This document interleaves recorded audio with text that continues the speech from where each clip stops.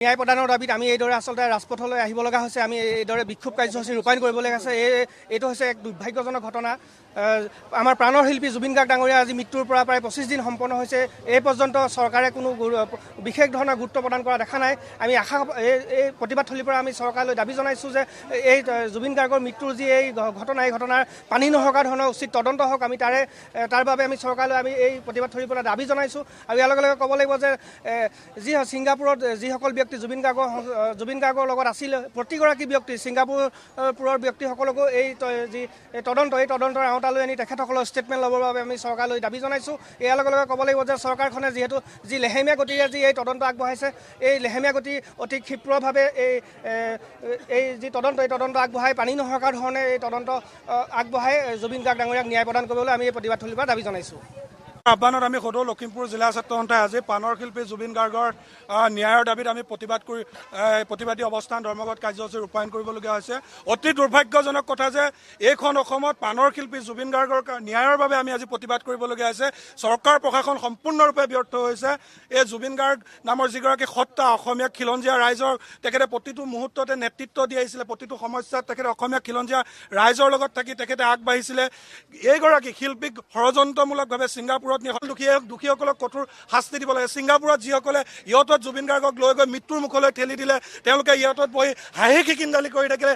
এইসকলকো অসমলৈ চোঁচৰাই আনি তেওঁলোকৰ ওপৰতো তদন্ত কৰি তেওঁলোকৰ ওপৰতো ব্যৱস্থা গ্ৰহণ কৰিব লাগে। আৰু যিগৰাকী শ্যামকানু মহন্ত, যিগৰাকীয়ে প্ৰাণৰ শিল্পীগৰাকীক অতি জোৰ জবস্তি তেওঁ ছিংগাপুৰলৈ মাতি নি তেওঁলোকে এগৰাকী সাধাৰণ ব্যক্তিক যিধৰণে ব্যৱহাৰ কৰে, তেনেধৰণে তেখেতলোকে ব্যৱহাৰ কৰি শিল্পীগৰাকীক অকলশৰীয়া কৰি তেখেতলোকে যি ডক্টৰে পৰামৰ্শ দিছিল যে তেওঁ পানী আৰু জুইৰ পৰা দূৰত থাকিব লাগে, কিন্তু তেনেগৰাকী শিল্পীক সাগৰৰ মাজত কিন্তু তেওঁ এৰি দিলে। গতিকে এইগৰাকী শ্যামকানু মহন্ত আৰু যিগৰাকী জুবিন গাৰ্গৰ মেনেজাৰ সিদ্ধাৰ্থ, যিগৰাকী জুবিন গাৰ্গক হত্যা কৰিলে, জুবিন গাৰ্গক লুটি পুতি খালে, জুবিন গাৰ্গক ৰাইজৰ মাজৰ পৰা ৰাইজৰ শিল্পীগৰাকীক নি হত্যা কৰিলে, এইগৰাকী সিদ্ধাৰ্থৰ ওপৰতো ব্যৱস্থা গ্ৰহণ কৰিলে। আন যিসকল দোষী আছে সকলোৰে ওপৰত তদন্ত কৰি ব্যৱস্থা গ্ৰহণৰ বাবে আমি ছাত্ৰ সন্থাই কাৰ্যসূচী ৰূপায়ণ কৰিছোঁ। আৰু SIT আজি সদৌ অসম ছাত্ৰ সন্থাক তেওঁলোকৰ লগত আলোচনা কৰিবৰ বাবে নিমন্ত্ৰণ কৰিছিলে। আমি আলোচনা তেনেধৰণে ছাত্ৰ সন্থাই কৰিব বিচৰা নাই। আমি ৰাজহুৱাভাৱে অসমৰ ৰাইজৰ লগত থাকি সদৌ অসম ছাত্ৰ সন্থাই স্পষ্টভাৱে আমি দাবী জনাব বিচাৰিছোঁ যে আমি আলোচনা নহয়,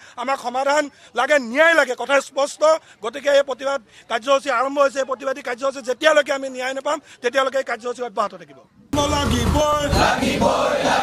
অসম চৰকাৰ হায় হায়, জুবিন গাৰ্গক ন্যায় প্ৰদান কৰিব নোৱাৰা অসম চৰকাৰ হায় হায়, ন্যায় প্ৰদান কৰিব নোৱাৰা অসম চৰকাৰ হায় হায়, গাৰ্গক ন্যায় প্ৰদান কৰক, আমাৰ দাবী মানিব লাগিবই, গাৰ্গক ন্যায় লাগিবই,